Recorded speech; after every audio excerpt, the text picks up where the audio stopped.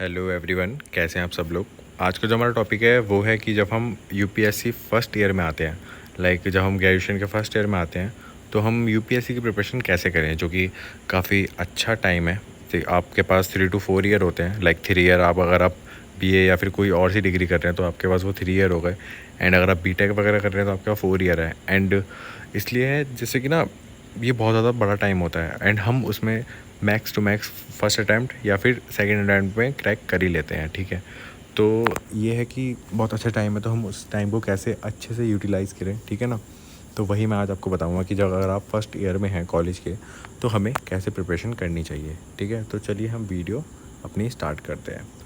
तो हमारा फर्स्ट आ जाता है understand the UPSC exam pattern. अगर आप फर्स्ट ईयर में हैं तो अभी कुछ नहीं करना है आपको। कुछ 2-3 महीने आपको एग्ज़ाम का सिलेबस, आपको एग्ज़ाम का format and requirements of the UPSC civil service examination, आपको क्या क्या रिक्वायरमेंट्स है यूपीएससी की, मतलब क्या क्या वो रिक्वायरमेंट रखता है अपनी। ठीक है, एंड सिलेबस क्या क्या है और क्या क्या फॉर्मेट है, वो आपको 2-3 महीने में अच्छे से कवर हो जाने चाहिए। आपको वो चीज़ें पता हो जानी चाहिए कि भाई इसमें पूछा क्या क्या जाता है। ठीक है, मतलब क्या क्या है ये यूपीएससी, बेसिकली ये है ना। अगर आपको ये सब क्लियर हो जाएगा तो आप अपने नेक्स्ट स्टेप पे आ जाएंगे, जो कि है बिल्ड अ स्ट्रॉन्ग फाउंडेशन। अब देखिए, जो हमारा कोर सब्जेक्ट होता है ना, वो हम कवर करते हैं। ठीक है, आपको क्या करना है, जब आपका यूपीएससी एग्ज़ाम पैटर्न सिलेबस जब भी कवर हो आपका 2-3 महीने बाद, आपके पास देखिए 1 ईयर है। 1 ईयर में अगर आप 3 मंथ्स भी माइनस कर देंगे तो आपके पास 9 मंथ्स बचेंगे। अब आपको क्या करना है, उस 9 मंथ्स को अपने कोर सब्जेक्ट कवर करने हैं। कोर, ठीक है, कोर अगर आप पूरा जीएस कर सकते हैं अच्छी बात है, बट मेरे हिसाब से बहुत टाइम है, तो आप प्लीज़ कोर सब्जेक्ट कवर कीजिएगा, जो कि आपका होता है history, geography, polity, economic, English, science and tech and environment. ठीक है, तो हम वो कवर करेंगे। एंड वो कवर कैसे कैसे करने हैं वो मैं उसकी वीडियोस बता दूंगा कि कोर सब्जेक्ट आपके कैसे कवर होते हैं, ये वो। ठीक है, अब आपको स्टार्टिंग में कोर सब्जेक्ट कवर करने हैं। अब आप ये मत सोचने कि यार मैंने अभी बताया नहीं कैसे कवर होंगे, तो आप टेंशन ले लो भाई। पहले आप 2-3 महीने अपना वो पढ़ाई तो करो, तब तक बहुत सारी वीडियोज़ आ जाएंगी, आप टेंशन मत लीजिए। ठीक है, तो आपको तब क्या करना है, कोर सब्जेक्ट कवर करने हैं। देन हमारा आता है क्रिएट अ स्टडी प्लान। अब हमको एक स्टडी प्लान बनाना पड़ेगा, जो कि देखिए अगर आप यूपीएससी कर रहे हैं या नहीं कर रहे हैं, आपको हमेशा एक स्टडी प्लान बनाना चाहिए।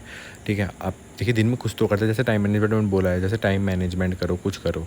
ठीक है, बट लेकिन आपको एक स्टडी प्लान बनाना चाहिए। अगर आप यूपीएससी कर रहे हैं तो देखिए अच्छी बात है। ठीक है, तो आपको एक अपना स्टडी प्लान बनाना है।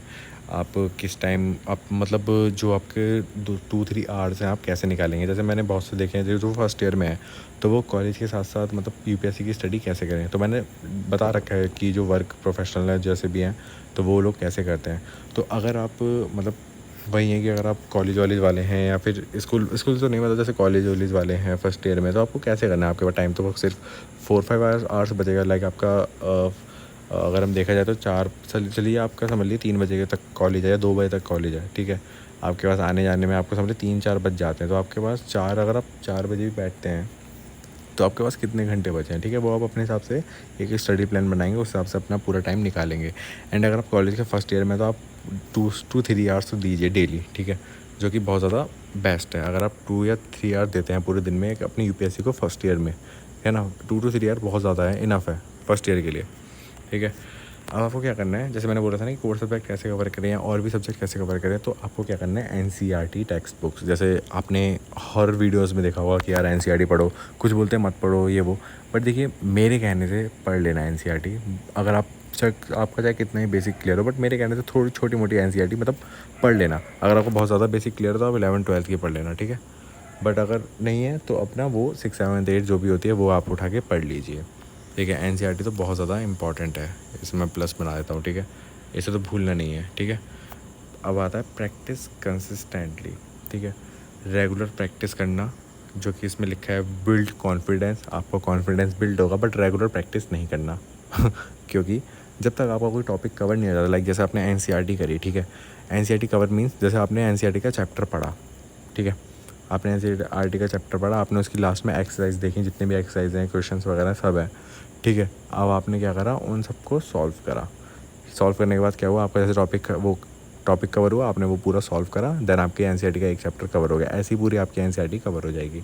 ठीक है, तो ये है, प्रैक्टिस करते रहेंगे, मार्क्स अच्छे आएंगे। पर स्टार्टिंग में बुरे आएंगे कोई दिक्कत नहीं है, बाद में जब अच्छे अच्छे आएंगे तो आपको कॉन्फिडेंस बिल्ड होगा, ठीक है। अब आता है सिक गाइडेंस।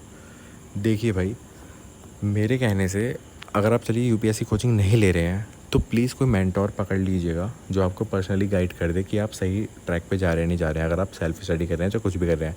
देखिए, अगर आप महंगी कोचिंग लेके भी मेरी वीडियो देख रहे हैं तो भाई प्लीज़ जज वज मत करना।